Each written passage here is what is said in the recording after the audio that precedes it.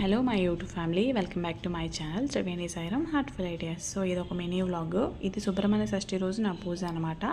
So మీ అందరికీ కూడా సుబ్రహ్మణ్య షష్ఠి శుభాకాంక్షలు. మీలో ఎంతమంది ఈ పూజ చేసుకుంటారో నాకైతే తెలియదు, కానీ చాలామంది ఇలాంటి షష్ఠి రోజు కానీ నాగుల చవితి రోజు కానీ నాగమయ్యకి పాలు పోసి పుట్ట దగ్గరున్న మట్టి తీసి చెవులకి పట్టుకోవటం, పుట్టకు పెట్టుకోవటం అలాంటివన్నీ చేస్తూ ఉంటాను. నేను చిన్నప్పటి నుంచి చూస్తూ ఉన్నాను. సో సుబ్రహ్మణ్య షష్ఠి గురించి తెలుసుకున్న తర్వాత నేను కూడా ఫాలో అవుతున్నాను అనమాట.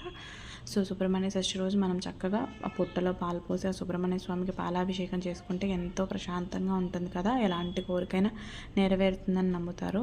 సో ఇక్కడైతే నా పూజ అంతా కూడా కంప్లీట్ చేసుకొని నెక్స్ట్ నేను పైకి వెళ్ళేసి వెంకటేశ్వర స్వామిని కూడా దర్శించుకొని, ఇది వెంకటేశ్వర స్వామి టెంపుల్ అనమాట, చాలా పెద్దగా ఉంటుంది, మా ఇంటికి దగ్గరలో ఉంటుంది.